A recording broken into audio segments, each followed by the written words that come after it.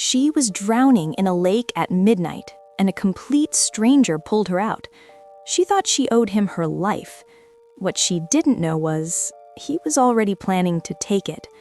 My name is Claire. I'm 29 years old. I'm a freelance UX designer, the kind of person who built her entire career from a laptop, one pixel at a time in a one-bedroom apartment in Austin, Texas.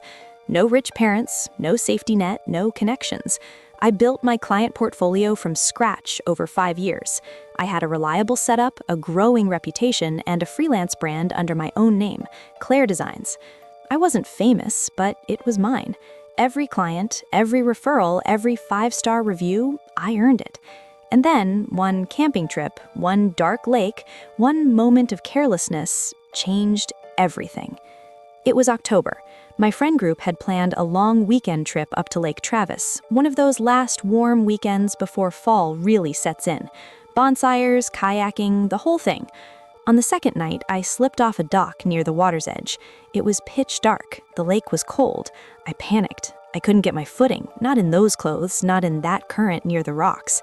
I remember screaming. I remember the cold rushing into my lungs. And then I remember 2 strong hands pulling me up like I weighed nothing at all. His name was Marcus. He'd been camping on the adjacent site, alone, heard my scream, grabbed a flashlight, and didn't hesitate for a second. He wrapped me in his jacket, kept me talking while my friends scrambled around in shock, and stayed calm until I was breathing normally again. He only told us his name after we asked 3 times. He was 34, soft-spoken, measured, a cybersecurity consultant based in Denver, he said. How perfectly fitting. After that night, Marcus didn't disappear the way strangers usually do. He swapped numbers with my friends in case anyone needed anything. He was thoughtful about it, not pushy, not forward, just present. A week later, he texted to check if I'd recovered. Then 2 weeks after that, he noticed I'd posted a new design case study on LinkedIn and left a genuinely thoughtful comment about my process. Not generic flattery, but something specific. By the end of month 1, he'd become a natural part of our extended friend group. My friends absolutely loved him. He was warm, interesting, and somehow always said exactly the right thing at exactly the right time. I want to be honest about something. I was never romantically interested in Marcus. I was grateful. There's a huge difference between the two. But Marcus understood exactly how powerful gratitude can be, and he played it with precision. He never asked for anything, he never pushed, he just made himself completely, quietly indispensable.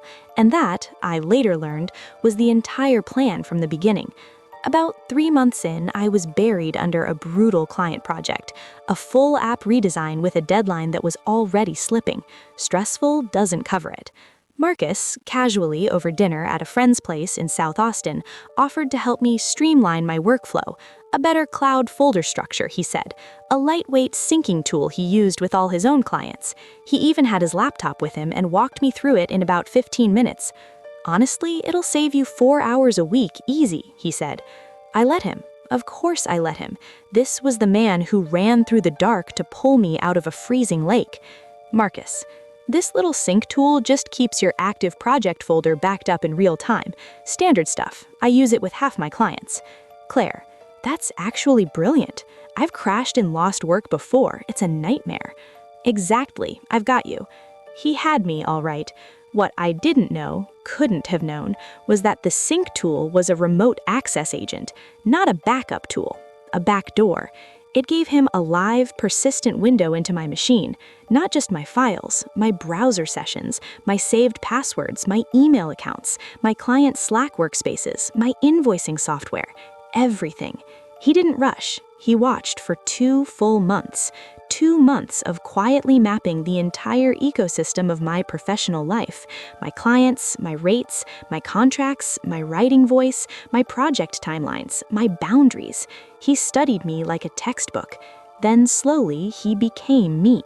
He didn't steal my money. He stole something far harder to rebuild. My name, my client relationships, and 5 years of professional trust I'd earned from nothing.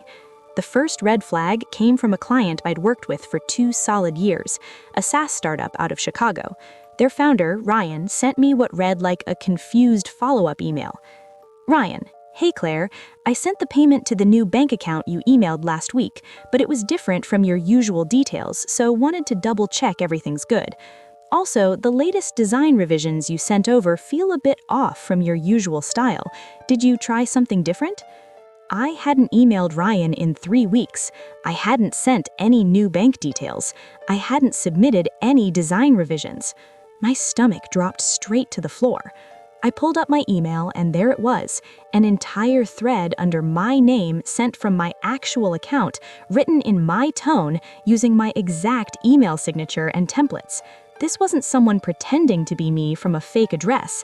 They were inside my account, and they knew exactly how I communicated, the way I opened emails, the phrases I used, even the way I structured feedback. They'd redirected Ryan's payment, just over $3,400, to an account I didn't recognize, and they'd submitted just enough design work to buy more time without triggering alarm. I called Ryan immediately, heart pounding. Claire, that was not me. None of that was from me. Please, please do not send any more payments until I get to the bottom of this. Ryan, Claire, the last payment already went through 3 days ago. I sat on my apartment floor for a very long time after that call. Then I started digging, and the full scope of what had been done unraveled like something out of a nightmare. Marcus had reached out to 4 of my top clients over the previous 2 months. He'd been running a slow, careful impersonation, collecting partial payments from 2 of them, damaging my reputation with a third by submitting rushed, sloppy work under my name and with my longest-running client, a mid-size e-commerce brand based in London. He'd been quietly planting seeds that I was raising rates significantly and becoming harder to reach, setting the stage for them to walk. He hadn't just stolen money, he was systematically dismantling 5 years of my career, from relationship to relationship, invoice to invoice, from the inside. But here's the moment that genuinely broke something in me. When I finally called Marcus and confronted him directly, he didn't deny it. He paused and then said 6 words I will never forget for the rest of my life. Marcus, you were careless with what you had. Like I deserved it. Like being a trusting, grateful human being makes you fair game. He hung up, blocked me on everything, gone. But he made one critical mistake. He forgot that I'm a designer, and designers are obsessive, compulsive ignorance of absolutely everything. I didn't collapse. I genuinely wanted to. The grief, the violation, the humiliation of it all hit me like a wall. But within 48 hours, something shifted. The same stubbornness that got me through years of building this career alone kicked in. Rage is, it turns out, an excellent fuel source. Step 1. I documented absolutely everything. I had 2 years of original email threads, signed contracts, time-stamped invoices. I had my original design source files saved locally with metadata tying every file to my machine and my hands. I had iMessage conversations with Marcus, including one where he'd casually asked me for specific details about a client's project, just out of curiosity.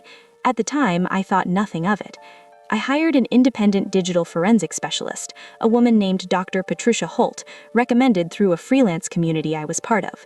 She examined my MacBook and identified the remote access agent Marcus had installed. She created a full forensic report documenting when it was installed, which data it had accessed, and when external sessions had been opened on my machine. The sessions traced back to a VPN, but the forensic report caught something critical. On one night, a Tuesday at 2 a.m., Marcus accessed my machine without his VPN running. One single slip. His real IP address was exposed. It tied back to a residential ISP account registered in his name in Denver, Colorado. He was careful for 5 months straight. Then, once, just once, at 2 in the morning, he got lazy.